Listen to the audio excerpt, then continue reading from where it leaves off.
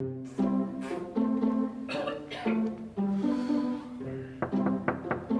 Jérémy, en fait, on tourne le vlog dans quelques secondes. Ok, j'arrive.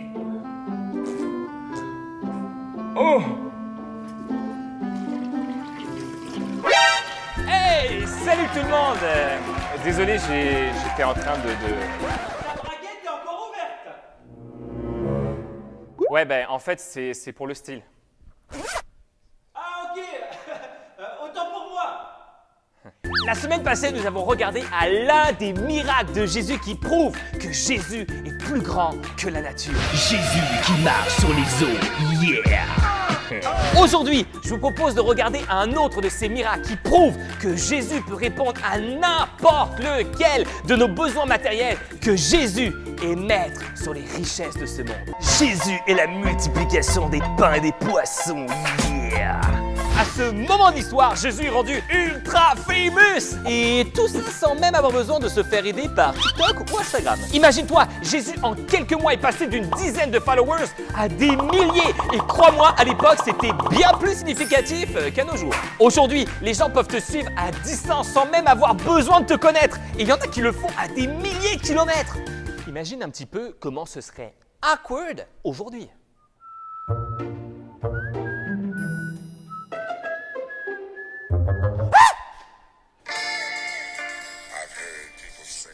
Allô, Spinette?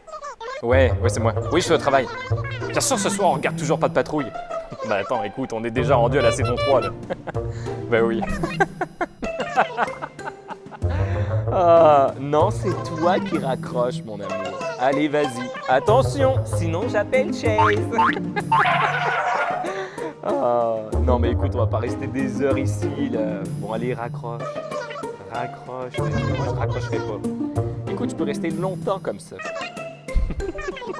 Allez, raccroche.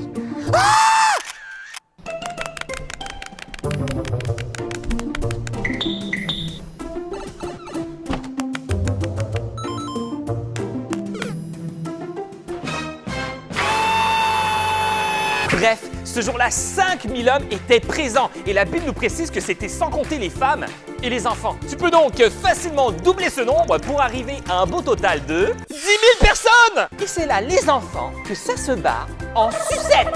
Ça faisait maintenant des heures que tout le monde écoutait l'enseignement de Jésus. D'ailleurs, je me demande encore comment il faisait pour que ceux du fond entendent ce qu'il disait sans micro ni speaker. Je me dis, peut-être que ceux qui étaient devant faisaient le relais de l'information jusqu'en arrière, genre téléphone arabe. Tu dois aimer le Seigneur ton Dieu de tout ton cœur, de toute ton âme et de toute ton intelligence, et ton prochain comme toi-même. Super. Bon alors, tu dois aimer le Seigneur ton Dieu de tout ton corps, de toute ta âme, de toute ta diligence et ton prochain comme toi-même. Bon, ton doit aimer le Seigneur ton Dieu de tout ton or, de toute ta flamme et de toute ta négligence. Et il y a une dernière chose. Et ton rouquin comme un toi de même.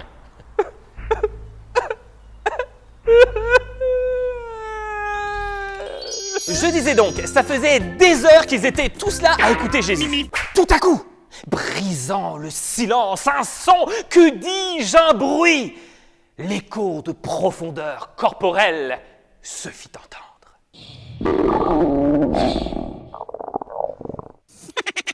Le monde avait la dalle! Et tout le monde sait que quand on a faim, bon vaut le niveau de concentration et de patience. Mais Jésus eut compassion d'eux. C'est pourquoi il se tourna vers l'un de ses disciples, Philippe, et lui dit: où est-ce qu'on pourrait aller acheter du pain pour tout le monde?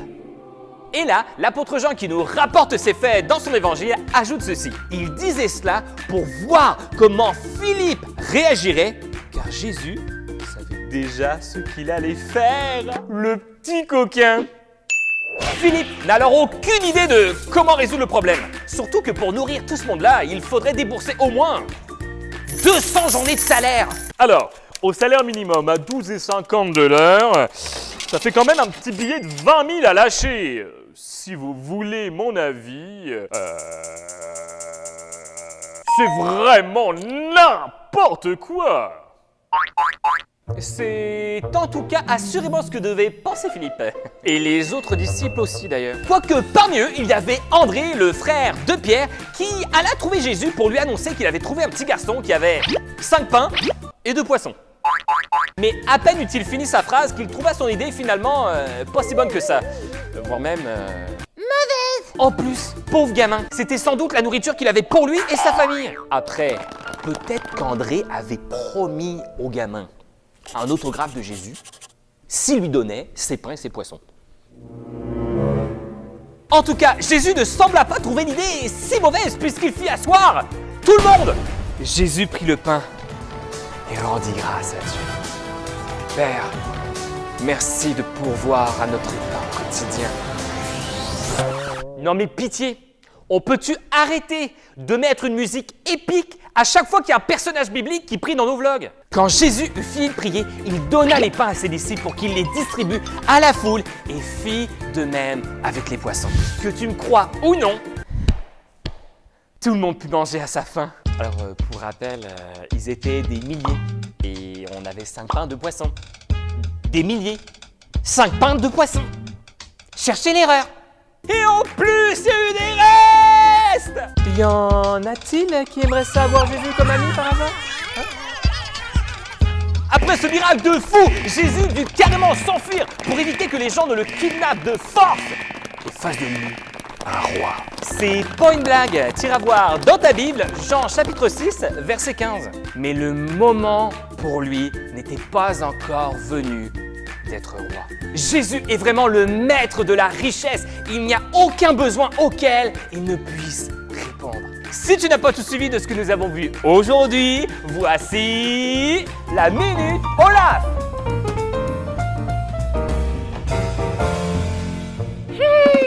J'aimerais suivre Jésus sur Insta ou TikTok, mais je le trouve pas. C'est pas comme ça que ça marche pour suivre Jésus en fait. Ah bah ça me rassure. Commence par écouter sa parole et mets-la en pratique. Oui. 5 pains et 2 poissons. Quoi? 5 pains et 2 buissons? Non. 5 pains et 2 poissons. Quoi? 5 nains et 2 boissons? Non. 5 chiens et 2 oignons. Est-ce que c'est moi ou il a dit 5 pains et 2 poissons? Calme-toi, Olaf. Assis-toi et regarde. Waouh! C'est la multiplication! Jésus peut répondre à tout!